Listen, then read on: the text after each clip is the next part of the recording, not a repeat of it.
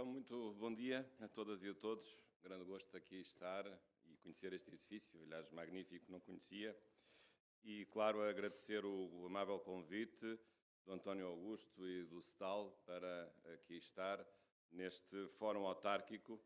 Cumprimento todos os presentes, também em particular a Sra. Presidente de Câmara, que entretanto também tem de ir à sua vida, e os restantes colegas, o professor Carvalho da Silva, também os restantes colegas oradores.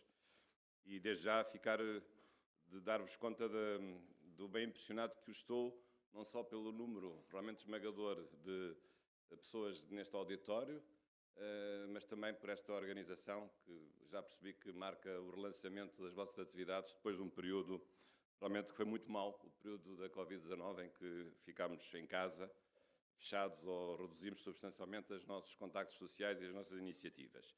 E já agora também dou os parabéns pelo acordo aprovado agora com a Câmara Municipal de Espinho, e que também significa realmente a solicitude e a compreensão para com os direitos dos trabalhadores, que é uma coisa que tanto é de esquerda como de direita, ou pelo menos devia ser, mas às vezes há uns que entendem que é mais do outro lado do que do seu próprio lado, o que acho que é lamentável, mas nós estamos todos aqui do mesmo lado, ou seja, de um Estado social que reconhece também os direitos dos trabalhadores. Penso que é isso que nos move e é isso também que me move, e também foi por causa disso que eu aceitei, aliás, com muito gosto, sem hesitar, o convite para estar presente neste fórum autárquico. Aliás, pelo qual felicito também o SEDAL por ter também conseguido reunir aqui pessoas de grande interesse, prestígio, e que também podem dar uma ajuda à discussão dos assuntos que estão em cima da mesa. Eu vejo que há aqui vários temas: centralização de competências, condições de vida e de trabalho, desafios e oportunidades, caminhos para um futuro melhor.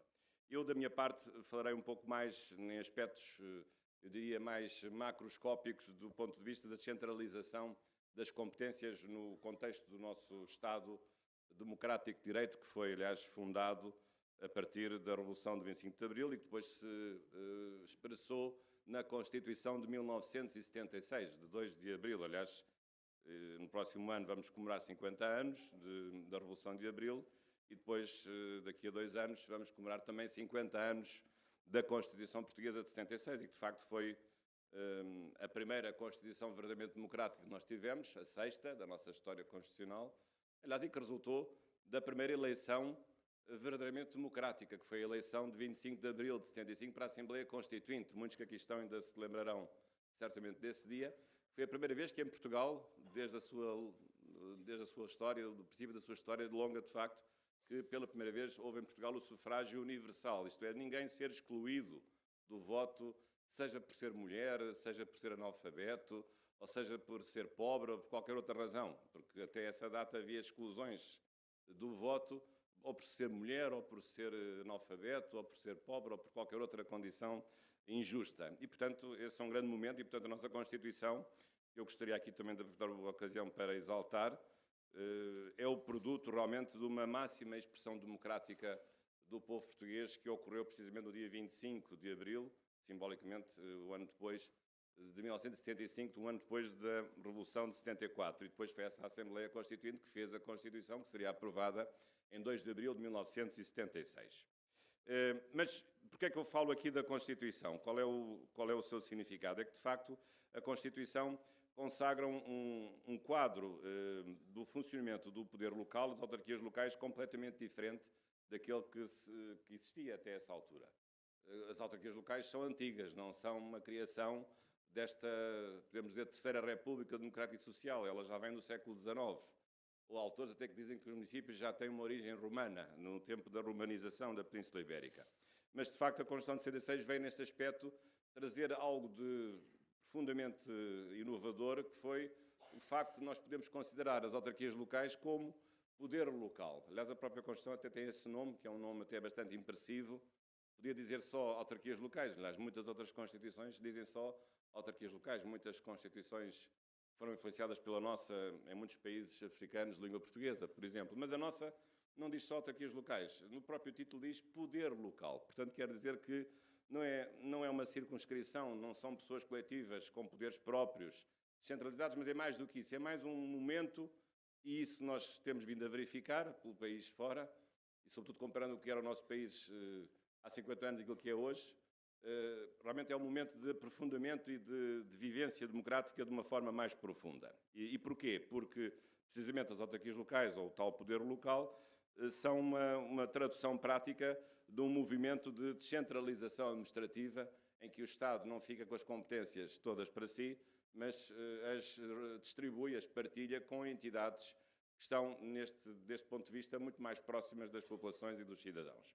Claro que nós na organização de um Estado, e essa questão também foi a certa altura equacionada pela Assembleia Constituinte, nós podemos ter várias opções, não há uma única maneira de organizar internamente um Estado, naquilo que nós chamamos a distribuição vertical dos poderes. E reparem, à nossa volta nós olhamos os Estados Unidos, são um Estado federal, a Alemanha é um Estado federal, aqui a Espanha é um Estado regional completo, isto é, todo o seu território está distribuído por regiões autónomas, aliás, algumas delas querem independência, o caso da Catalunha. E o País Basco não tão explicitamente, ou noutros tempos teve uma posição diferente. Ou a Itália também, todo o território está distribuído por regiões autónomas. Ou a França, que por acaso não tem regiões autónomas. Portanto, há várias maneiras de organizar os vários níveis de poder dentro de um Estado. E no caso português, de facto, a Constituição de 66 resolveu dar mais força às autarquias locais, que já existiam, mas dar-lhes mais força porque transformou-as mesmo em pessoas coletivas com vida própria e com uma democracia própria muito diferente daquilo que era de antes, porque de antes os seus titulares eram designados pelo Poder Central, os presidentes de Câmara eram designados pelos governadores civis, que era uma longa menos, evidentemente, do Estado autoritário ou a ditadura salazarista e de Marcelo Caetano. E, portanto, nesse aspecto, Portugal optou então por que caminho? Não ser um Estado federal, porque isso não se justificava, porque é um país pequeno, somos um país bastante unido do ponto de vista linguístico e do ponto de vista cultural, não temos propriamente muitas minorias ou minorias que possam pôr em causa essa coesão nacional, embora elas devam ter a sua própria autonomia, como é evidente, e, portanto, nós não precisamos ter um Estado federal. Então, o que é que se fez? Fez para as ilhas, os Açores e Madeira, realmente 2 governos próprios, chamadas regiões autónomas, e depois em todo o território, quer o território continental, quer o território insular, revitalizaram-se as autarquias locais. Mas no território continental ainda se fez outra coisa que está por fazer, que é precisamente a previsão da existência de regiões administrativas, que estão lá na Constituição desde 1976, mas que até à data, de facto, ainda não se consumaram, enfim, por várias vicissitudes que eu também daqui a pouco posso explicar. Agora, eu queria só frisar a importância da existência de autarquias locais como, digamos, no enquadramento do Estado e no exercício do poder político e também na desenvoltura da própria democracia. Qual é a razão de ser da existência das autarquias locais? Estou a referir-me aos municípios e também às freguesias, embora mais aqui neste caso os municípios têm muito mais poder e recursos do que têm as freguesias. Porque, por várias razões, e aliás é por isso que a Constituição no artigo 6º fala muito que as autarquias locais são um dos pilares da existência do próprio Estado. Aliás, a autonomia das autarquias locais é, ainda por cima, além disso, elevada a limite material de revisão. Nenhuma revisão constitucional pode eliminar a existência das autarquias locais, ou pode reduzir o seu poder, ou pode desvitalizar a sua capacidade de intervenção, no artigo 288, que é um artigo muito importante da Constituição. Mas porquê? Qual é a razão de ser desta descentralização? Que não acontece só nas autarquias locais, também acontece noutras estruturas da administração pública. Mas há essencialmente 2 razões. Há uma razão de proximidade da decisão. Portanto, uma decisão, quanto mais próxima estiver o cidadão, a decisão será mais acertada. Digamos, há um melhor conhecimento do terreno da decisão e normalmente costumamos dizer que quanto mais próximos estamos do problema, melhor vemos o problema. Às vezes pode haver exceções, de facto. Mas, normalmente, quando estamos próximos do problema é quando resolvemos melhor o problema. E muitas vezes dizemos, aqueles governantes que estão lá em Lisboa, lá nos palacetes e nos palácios ou nos edifícios requintados, não conhecem nada da realidade concreta do país. E, por acaso, até é verdade em muitas ocasiões, nós sabemos que isso é verdade. E, portanto, é por isso que a política local é muito importante, porque ela está mais próxima das pessoas e conhece, como ninguém, os problemas que as pessoas vivem do ponto de vista concreto. E hoje, numa situação em que as ideologias perderam a sua importância, em que há uma certa convergência para modos únicos de resolver os problemas, uma vez mais também os problemas são problemas concretos e, portanto, às vezes os problemas até só têm uma única solução. E, portanto, desse ponto de vista, as autarquias locais são estruturas ideais para resolver e para governar as pessoas. E depois há outra razão muito importante, é que as autarquias locais também representam a participação das pessoas na vida pública. Nós não votamos apenas para, e vamos votar agora no dia 10 de março, não votamos apenas para órgãos nacionais, neste caso em 10 de março para a Assembleia da República, e depois, consequentemente, será emanado um governo em correspondência com a maioria que se fizer, se é que vai haver uma maioria específica, no dia 10 de março. Mas também votamos nas autarquias locais, nos municípios e nas freguesias, precisamente. É outra ocasião de nós podermos manifestar a nossa vontade como cidadãos ativos, escolhendo às vezes pessoas para os municípios que podem não pertencer aos mesmos partidos que escolhemos para os órgãos nacionais, ou até às vezes nos municípios pode haver hoje, isso é possível, candidaturas independentes. Enfim, há, digamos, uma grande capacidade de escolha, que tendencialmente será sempre maior, por parte dos municípios, dos fregueses, na escolha dos órgãos que devem governar as suas estruturas locais, portanto, os municípios e as freguesias. Portanto, quer isto dizer, então, que a descentralização autárquica, deste ponto de vista, é uma descentralização muito importante porque ela representa um aprofundamento da democracia. A democracia não é só uma democracia nacional, é uma democracia também local, que deve ser vivida com toda a força e vemos, sobretudo, o resultado, depois de todos estes anos, o benefício que nos trouxe uma verdadeira autonomia autárquica, democrática e participativa. Aliás, sobre isto até a própria Constituição, num outro artigo, e até vou ler porque penso que é muito importante, realça o caráter indispensável das autarquias para a participação democrática, para nós termos um Estado democrático. A verdade é essa. O artigo 235, número 1, diz o seguinte: a organização democrática do Estado compreende a existência de autarquias locais, ou seja, se o Estado não tivesse autarquias locais, o Estado não seria democrático.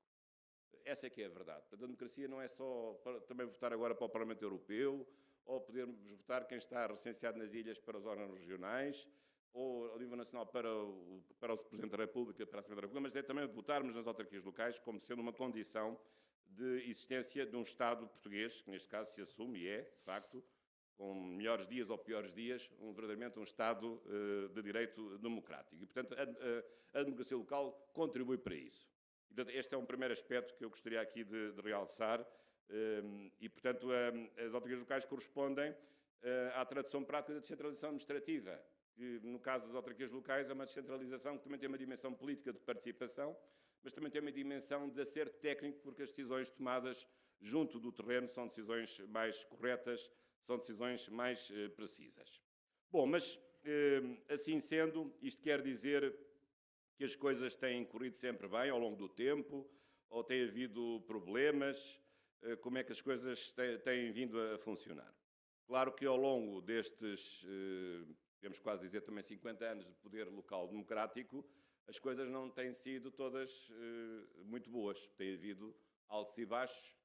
Tem havido problemas, há uns anos houve muitos com a reorganização das autarquias locais. Há poucos anos tivemos um processo bastante turbulento de redução das freguesias, todos nós assistimos a isso, em que de repente as nossas freguesias ficaram sem nome, ou passaram a ter um nome juntamente com a freguesia vizinha, ou as duas freguesias vizinhas. Aquilo era a união, que era uma mexórdia de um conjunto de freguesias que afinal continuava a ser a identidade própria, mas depois era a união de não sei quantas freguesias, todas numa só. Portanto, num processo um pouco atabalhoado e um processo com uma série de erros, mas que nos foi imposto por aquela instituição que nós conhecemos, dita Troika, não é verdade? Lembram-se desse período. Mas, por acaso, felizmente, não se mexeu nos municípios, que continuam a ser 308, embora em tempos idos tivesse havido, como sabem, alguns problemas relacionados com isso. O caso do município de Vizela, que foi um processo bastante, digamos, fraturante do ponto de vista da região de Guimarães, por exemplo, e outros municípios que acabariam por ser criados. Mas o caso de Lisboa também foi diferente, a reorganização das freguesias, porque havia 50 alfreguesias e passaram a 25. Também um processo um pouco diferente deste, mas tem havido, desde logo, ao longo destes anos, um problema de divisão administrativa do território, com algumas complicações. Agora o processo da reorganização das freguesias está a ser revisto, tem havido algumas correções de limitações que não ficaram bem feitas, reacertos de fronteiras entre freguesias, mas felizmente que o assunto não tocou nos municípios e penso que não há nenhuma razão para diminuir os municípios. A meu ver, não sendo propriamente um especialista, digamos, de geografia autárquica, mas penso que nós queremos é ter sossego do ponto de vista dos municípios que existem e queremos é trabalhar com os municípios que existem e tentar desenvolver, na medida do possível, obviamente,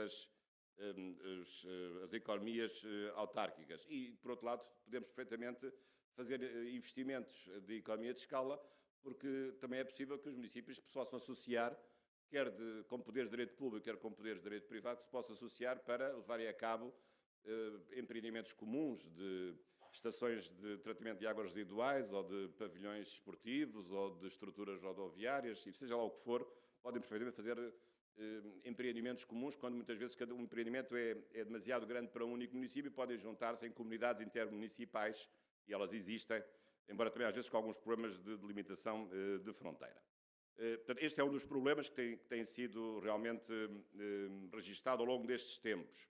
Outro problema é o problema também da capacidade de financiamento das próprias autarquias locais, que também tem sido objeto de algumas mudanças. É verdade que os municípios, sobretudo, têm aumentado as suas receitas ao longo do tempo, mas também têm sofrido algumas limitações.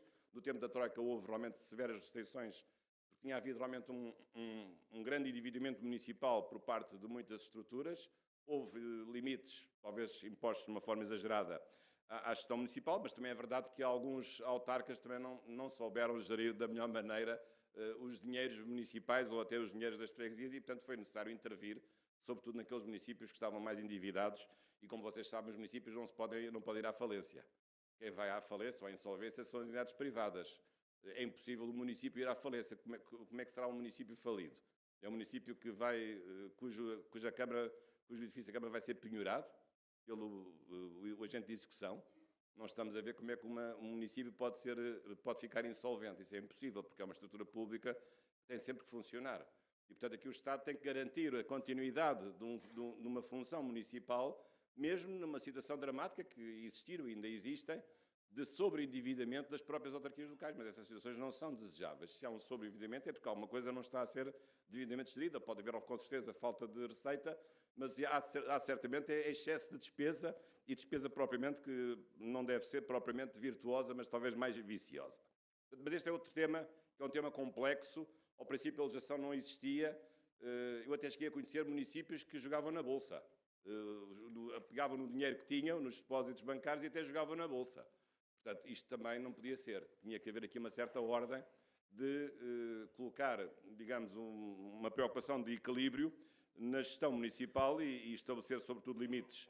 Enfim, isso da Bolsa é um caso um pouco mais caricato, mas aconteceu, mas, sobretudo, limitar o endividamento bancário dos próprios municípios e, portanto, estabelecer regras para, precisamente, que os municípios não pudessem chegar a uma situação limite de terem de declarar a sua insolvência, que é uma figura que não faz nenhum sentido, porque os municípios têm que manter a sua atividade de acordo com o princípio da continuidade do poder político, neste caso ao nível autárquico. Portanto, este é outro problema, o problema também do financiamento, muitas vezes também, às vezes, o problema de os municípios serem todos muito diferentes do ponto de vista da sua economia. Sabemos que há problemas recentes que têm afetado a coesão territorial, sabemos disso, não só o problema da diminuição da natalidade, do inverno demográfico que estamos a atravessar, mas mais do que isso, a deslocação das pessoas do interior para o litoral. Agora que estou aqui a falar no litoral, portanto estou a falar num sítio simpático, mas a verdade é que o país tem mudado muito nos últimos anos, de um êxodo verdadeiramente do interior para o eixo litoral Lisboa-Porto. Basicamente, digamos, mais metade da população portuguesa se concentra neste eixo Lisboa-Porto. E, portanto, isso também, como imagino, do ponto de vista da afetação das receitas, tem prejudicado os municípios do interior, porque muitas vezes as receitas que têm, sobretudo as receitas que têm a ver com as atividades económicas, sejam de taxas, sejam de impostos que cobram, têm que ver precisamente com a atividade económica na transação dos bens, na aquisição de bens e serviços, sobretudo também referindo ao valor patrimonial que possa estar associado à propriedade de bens imobiliários, como é o caso do IMI, ou às transmissões que são feitas no âmbito dos prédios de natureza imobiliária. Portanto, esta é uma questão realmente complexa e que tem vindo a acentuar-se. Outra questão, a terceira questão que eu queria aqui referir, diz respeito aos trabalhadores autárquicos. E aqui eu estou a falar à vontade, porque a plateia é uma plateia simpática desse ponto de vista. Ou talvez não, porque também tem as suas reivindicações e tem os seus protestos a fazer. E é para isso que servem os sindicatos, que andaram um bocado adormecidos, mas agora parece que arrebitaram, e ainda bem que os sindicatos arrebitaram, porque é preciso realmente estar sempre a defender os interesses dos trabalhadores. E, portanto, Foi muito importante que as autarquias, ao terem sido recriadas com a Constituição de 66, também tivessem trabalhadores próprios.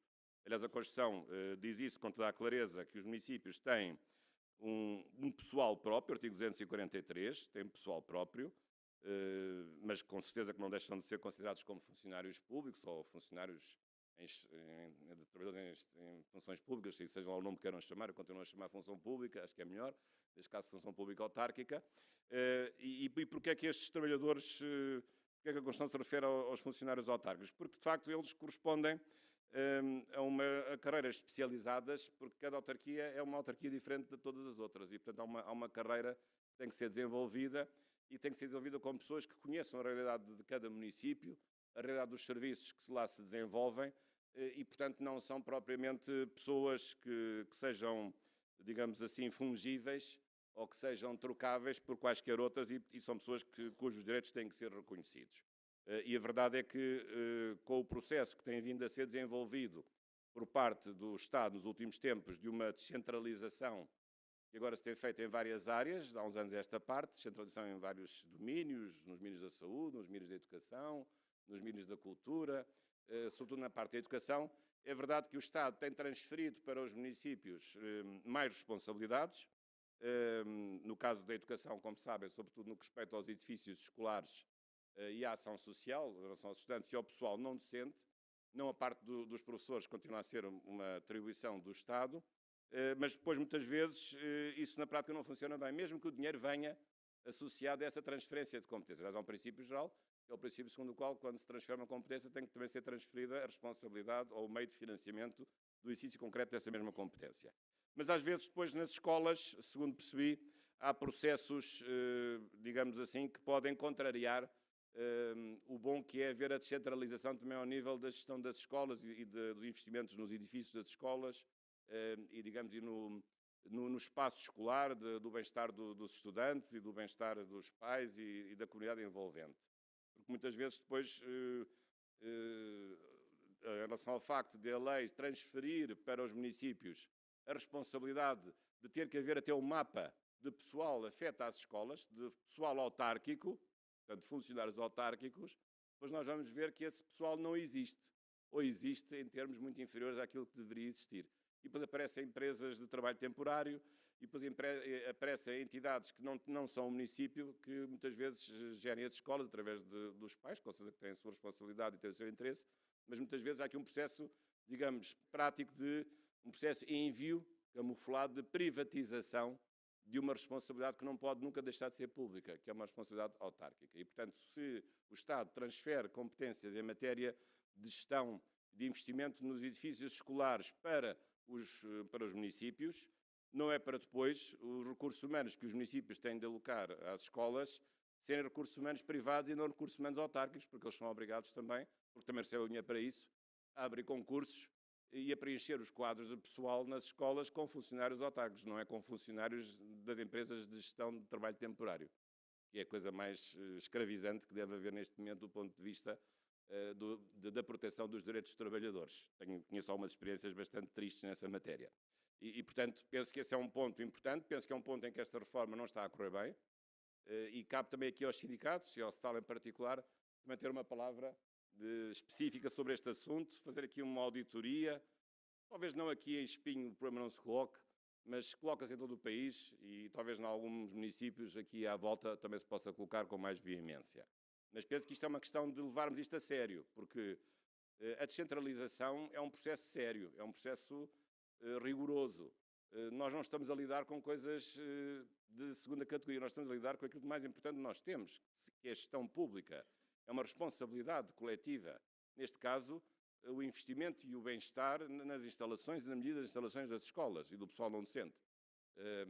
E, portanto, isto não é para ser feito de uma forma leviana de poupar uns cobres e de não levar a sério até regras de segurança do ponto de vista do número de trabalhadores que deve existir para o conjunto dos alunos das escolas, e sabemos hoje todos os perigos que, neste momento, são cada vez crescentes, que ameaçam as nossas comunidades escolares. Problemas de segurança, problemas de tráfico de droga, toxicodependência, de roubos, de insegurança escolar. Sabemos tudo isso, não era como era no nosso tempo, Eu lembro que com 8 anos apanhava o autocarro em Lisboa para ir de um lado ao outro da cidade, com 8 anos sozinho. E nunca aconteceu nada, felizmente. Mas hoje qual é o pai ou a mãe que deixam que o seu filho vá apanhar um autocarro para andar em Lisboa, não me leve mal, apesar que eu conheço melhor onde eu vivo, para fazer um percurso de 3 ou 4 quilómetros sozinho no autocarro com 8 anos. Algum pai ou alguma mãe, no seu juízo perfeito, deixa o seu filho fazer uma viagem destas? Nunca. Nem com 12 ou com 13 podem sair de casa sozinhos, quanto mais com 8. E, portanto, os tempos mudaram muito. As pessoas não têm essa percepção, mas infelizmente mudaram. Há um conjunto de problemas de insegurança que nós sabemos e que nos têm afetado. E, portanto, deixo também aqui esta minha observação no sentido de a descentralização pode ser um processo político muito bonito, pode ser um processo político que possa dar votos, digamos, de uma perspectiva macroscópica, mas depois os votos não vêm de uma perspectiva microscópica, porque depois as pessoas que estão no terreno, na realidade de cada dia, percebem que aquela descentralização foi muito pior do que se não tivesse havido descentralização. E é triste chegar à conclusão, nós chegamos à conclusão de que, afinal, então deram-nos o poder, mas ainda foi pior para nós. Então, nós ficámos com o poder junto de nós, ainda ficámos pior do que se não tivéssemos poder. Realmente isto é contraditório. Então temos mais poder, mas somos mais infelizes e ficamos pior governados do que se não tivéssemos o poder, se o poder estivesse num lugar lá no Estado Central e não estivesse junto de nós, junto dos nossos municípios. Penso que isto se aplica à educação, como também se pode aplicar a outros serviços que foram objeto do famoso pacote da descentralização, que tem vindo a ser aplicado em várias áreas, com alguns erros e com algumas imprudências. Não digo que seja... Eu acho que é um movimento salutar, é um movimento virtuoso, com certeza, mas com alguns erros e sobretudo, alguns erros inesperados da sua execução prática e de certas habilidades que no caminho, muitas vezes, os órgãos autárquicos fazem para se esquivarem a assumir as suas verdadeiras responsabilidades. Essa é que é a minha preocupação. E falo disto também para terminar, porque isto associa-se a um outro assunto, que é o assunto das regiões administrativas. Todos nós temos um pouco a ideia do que é que isso é. Houve, aliás, há uns anos, em 1998, um referendo sobre as regiões administrativas, agora só do continente, não confundir com as regiões autónomas dos Açores e da Madeira, e estando as regiões administrativas previstas na Constituição desde 76, elas nunca foram instaladas na prática, nunca foram instituídas, ou criadas primeiro e instituídas em concreto, e depois em 98, por um acordo entre PS e PSD, na altura, aliás, curiosamente, eram os líderes dos respectivos partidos, o engenheiro António Guterres e o professor Marcelo Rebelo de Sousa, foi entendido adotar o sistema de um referendo para saber se essa regionalização administrativa deveria ser posta em prática. E realmente o referendo foi feito, aliás, num ano em que também houve outro referendo sobre a questão do aborto. O primeiro foi do aborto e depois mais tarde foi da criação ou da instalação das regiões administrativas, e a verdade é que o referendo foi negativo. Eu não diria que tivesse sido inesperadamente negativo. Eu acho que foi obviamente negativo porque o processo foi mal conduzido do ponto de vista do mapa das regiões. Eram muitas regiões, 8 ou 9, salvo erro. As pessoas não estavam preparadas para discutir o assunto com maturidade, e o assunto depois também foi um pouco capturado por uma certa radicalização discursiva por parte de alguns partidos, sobretudo mais demagógicos, com a ideia de que as regiões administrativas iam criar uma nova classe política, iam empolar a classe política, íamos criar mais um patamar de políticos inúteis e que não sabem governar e que são corruptos, que é o que agora se costuma dizer, e que isso realmente seria imprudente. E, na verdade, o povo português votou contra, aliás, de uma forma expressiva, a criação das regiões administrativas. Eu sempre fui favorável às regiões administrativas, portanto, estou à vontade nessa matéria, mas, por acaso, nesse referendo eu votei contra, porque não eram essas regiões administrativas que eu queria que existissem. Não eram 8 ou 9 ou 10, porque essas regiões administrativas não tinham qualquer sentido, e acho que as pessoas não estavam preparadas para isso. Mas se hoje houver um referendo, e se o referendo for talvez de 5 regiões, eu votarei a favor. Serei favorável à regionalização. Mas já porque é que sou a favor? Primeiro porque é o que está na Constituição. E a Constituição, que eu saiba, como aprendi o meu primeiro ano de Direito, e continuo a ensinar depois de 30 e tal anos, é a lei mais importante do país.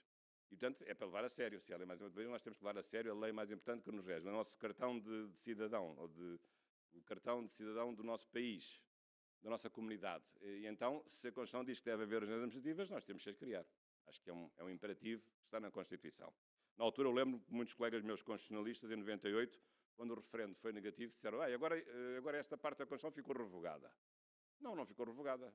Foi uma decisão negativa, circunstancial, mas em qualquer outro momento na vida do país, os cidadãos podem voltar a pronunciar-se ou à mesma dizendo que não querem, ou de uma maneira diferente dizerem que agora já querem. Portanto, não foi nada revogado.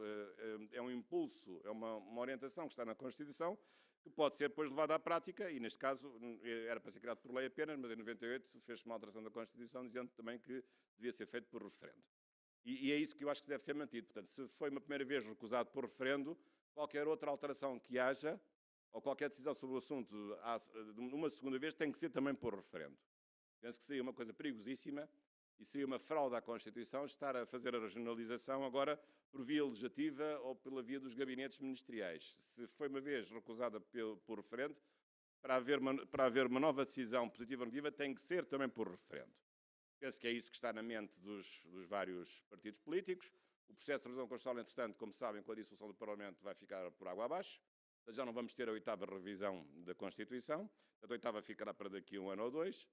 Bem, quem tem livros para atualizar até agradece, porque já não tem que atualizar nenhum livro sobre a Constituição, porque ela não vai ser mudada, que é o meu caso, por acaso. Mas, de toda a maneira, penso que essa questão que deve ser mantida e acho que a nova legislatura tem aqui um papel muito importante de considerar a existência da necessidade e de relançar o debate da regionalização administrativa do continente. Aliás, isso parece-me evidente porque, por aquilo que eu já disse, é que o Portugal de hoje é muito diferente do Portugal de há 50 anos ou de há 40. Nós hoje estamos confrontados com problemas muito mais sérios de coesão territorial do que existiam há 50 anos. Basta olhar para o país, como é que ele está, a desertificação do interior. E, portanto, as regiões administrativas, as 5 regiões administrativas, hoje vai haver um certo consenso sobre isso, que correspondem às CCDRs, transformando-as em regiões administrativas, podem ser fatores de desenvolvimento do país, numa visão um pouco mais incrementalista e, com certeza, um pouco mais de intervenção dos poderes públicos, mas podem ser fatores de desenvolvimento das regiões. Isso é necessário, sobretudo nas regiões do interior do país, em que esse desenvolvimento vai enfraquecendo, as coisas vão fechando, fecham correios, fecham maternidades, fecham escolas, fecham hospitais, fecham as urgências, fecha tudo. Não é? Daqui a pouco temos um país fechado. E, portanto, as regiões administrativas, são um fator muito importante de permanência do poder, de continuidade do poder, de continuidade do Estado ao nível autárquico, neste caso como uma região supramunicipal, a região administrativa, e penso que isso seria necessário também levar à prática. Portanto, não sei se o sindicato tem uma posição oficial sobre este assunto, mas a minha opinião é que deve haver regionalização administrativa do continente. Mas uma coisa feita como deve ser, não é para aumentar a classe política. E se é para aumentar num lado, é para cortar no outro. Não é para duplicar nem salários, nem políticos, nem competências, e para não se estabelecer aqui a balbúrdia completa do ponto de vista de quem é que manda em certos assuntos. Porque a Constituição é bastante clara. Quando elas forem realmente instauradas em concreto, sabe-se o que é que elas vão fazer e sabe-se aquilo que o Estado vai deixar de fazer para que isso seja atribuído às próprias regiões administrativas. Terminando, há um outro ponto muito importante que tem a ver com a descentralização das competências, que se discutiu muito no tempo da Troika, que é saber se, à medida que as competências vão sendo descentralizadas, ou seja, são transferidas do Estado para as autarquias locais, para os municípios sobretudo, saber se essa descentralização é irreversível ou não. Isto é, se pode haver um retrocesso nas competências que, em certo momento histórico, o Estado transfere às autarquias. Isto é, se o Estado pode, a meio do caminho, se arrepender e agora, por exemplo, agora já estão-se a portar mal, passem para cá outra vez a competência que o Estado vos dei em matéria, por exemplo, de gestão dos edifícios escolares. Ou nos outros serviços em que tem havido agora recentemente uma descentralização. Ou imagina um novo governo que tem uma orientação mais centralista, que quer retirar aos municípios a competência que foi descentralizada por um governo anterior, através de legislação anterior. Pode haver um retrocesso na descentralização administrativa, e com todos os danos que isto pode causar. Retrocesso também não é só de competência, é retrocesso de dinheiro atribuído, retrocesso de funcionários criados, retrocesso de muita coisa. A meu ver, eu acho que não pode haver retrocesso. Uma vez atribuídas essa descentralização, ela é irreversível. Ela não pode voltar para trás, a não ser em casos extremos de crise económica muito grave ou de crise social muito grave. Mas isso num contexto, digamos, tipo pré-falência do Estado. O caso da Troika foi isso. Na verdade, estivemos na pré-bancarrota, isso é triste dizer, mas foi verdade. Aí houve algum recuo na descentralização levada a cabo ao longo destes anos, mas, em princípio, o processo de descentralização é um processo irreversível. porque é um processo natural. O que é natural? É natural que os autarcas e os municípios, como são as estruturas de poder mais próximas das populações, sejam esses os titulares do poder e sejam esses que podem exercer da forma mais perfeita e mais democrática o próprio poder político. E, portanto, o Estado não pode arrepender-se a meio do caminho e voltar a ficar com as competências que um dia resolveu atribuir aos próprios municípios e às freguesias. E, portanto, penso que essa é uma questão constitucional complexa, não digo que não. Há pessoas que não têm a mesma opinião que eu tenho, também fico já a saber. Sabem que os constitucionalistas têm sempre opiniões diferentes, onde há 2 juristas há 3 opiniões, onde há 2 constitucionalistas deve haver 5 opiniões. Mas a verdade da questão, admito que não seja fácil e estou aqui com toda a lisura a dizer que esta minha opinião não é propriamente incontroversa e não é unânime, com certeza. Mas penso que essa é a melhor interpretação da Constituição, porque se não fosse assim, se o princípio da descentralização não fosse irreversível, com exceção de situações pontuais de crise, então esse princípio não seria nenhum princípio constitucional. Seria uma coisa que estaria na discricionariedade do legislador ordinário. Então nem sequer seria princípio constitucional. Se o princípio constitucional manda descentralizar e depois o legislador ordinário descentraliza às segundas, quartas e sextas e não descentraliza às terças, quintas e sábados, então o princípio não existe. Não serve para nada. Portanto, obviamente, o princípio, para existir, tem que ter uma efetividade de tornar irreversível esse processo de descentralização. Bom, portanto, aqui estas minhas considerações, depois haverá um período de debate para o qual, aliás, estou inteiramente disponível, que é sempre a parte pior para mim, porque vêm as perguntas difíceis, mas não tenho nenhum problema, que eu tentarei responder na medida das minhas possibilidades e certamente vou daqui com uma grande satisfação de encontrar este excelente auditório, digamos que aliás preenche esta sala de uma forma massiva e agradecer este amável convite, também para revisitar aqui Espinho, que já não vinha cá há uns bons anos, e dar-vos parabéns e desejar que a luta possa continuar em defesa dos vossos direitos. Muito obrigado pela vossa atenção. Muito obrigado, Sr. Professor. Muito obrigado. Entretanto, foram chegando mais participantes no fórum. Eu vou, então, dar mais informação a quem chegou. Tem nas